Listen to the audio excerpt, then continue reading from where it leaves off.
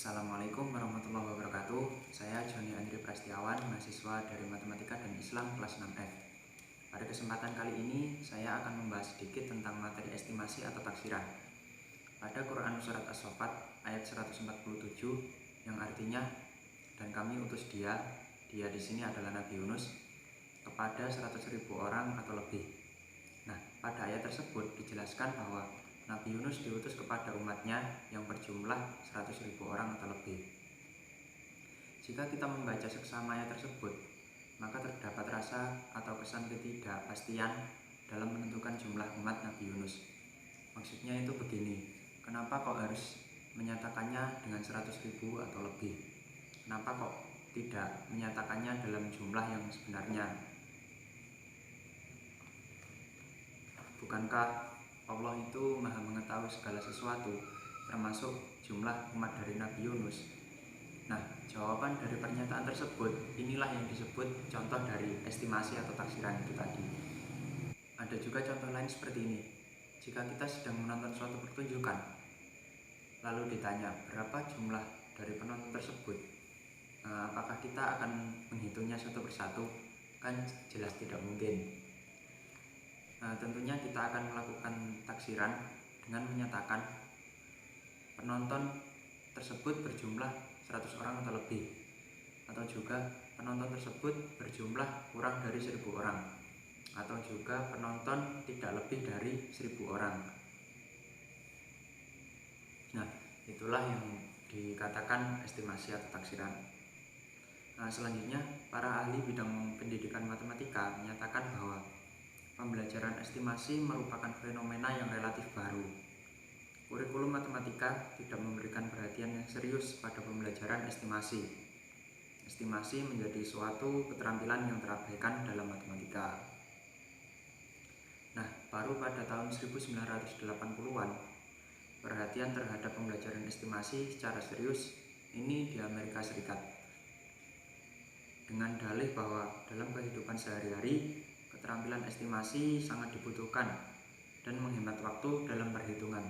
Nah, disinilah manfaat dari estimasi. Kenapa kok kita harus belajar estimasi atau taksiran? Itu supaya kita dapat lebih cepat dalam menghitung, atau supaya kita mudah dalam melakukan penghitungan. Dan di Indonesia sendiri pembelajaran estimasi itu baru ada sejak tahun 2000-an. Pembelajaran estimasi mulai diperhatikan di Indonesia pada tahun itu dengan memasukkan materi estimasi kepada anak usia kelas 4 sekolah dasar. Nah, di sini ini adalah suatu fenomena yang sangat unik. Kenapa kok saya katakan unik? Padahal estimasi itu sudah dicontohkan pada tahun 1400 tahun yang lalu. Padahal kan sudah lama sekali, sudah 1400 tahun sudah dicontohkan dalam Quran Surat As-Saffat ayat 147 tadi tentang umat Nabi Yunus. Kok kenapa kita baru belajar tentang estimasi pada tahun 2000-an? Itu yang harus ditanyakan. Dan untuk pengertian estimasi sendiri adalah keterampilan untuk menentukan sesuatu tanpa melakukan proses penghitungan secara eksak. Itu adalah pengertian dari estimasi. Untuk selanjutnya adalah jenis-jenis dari estimasi. Nah, di dalam matematika itu ada 3 jenis estimasi. Yang pertama adalah estimasi banyak atau jumlah, yang kedua adalah estimasi pengukuran, yang ketiga adalah estimasi komputasional. Nah, estimasi banyak atau jumlah itu sendiri adalah menentukan banyaknya objek tanpa menghitung secara eksak.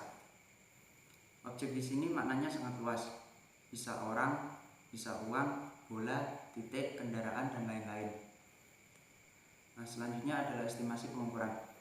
Nah, untuk estimasi pengukuran itu hampir sama pengertiannya dengan estimasi banyak. Cuma yang membedakan adalah kalau banyak itu kan menentukan banyaknya objek. Kalau di estimasi pengukuran itu menentukan ukuran sesuatu tanpa menghitung secara eksak. Ukuran di sini dapat bermakna ukuran waktu, ukuran panjang, ukuran luas, usia, dan volume. Nah, contohnya ketika kita melihat seseorang sedang berjalan tanpa menanyakan tanggal lahirnya orang tersebut, maka kita sudah dapat menebak atau menaksir usia dari orang tersebut. Itu adalah contoh dari estimasi pengukuran. Yang ketiga adalah estimasi komputasional. Estimasi komputasional adalah menentukan hasil suatu operasi hitung tanpa menghitungnya secara eksak.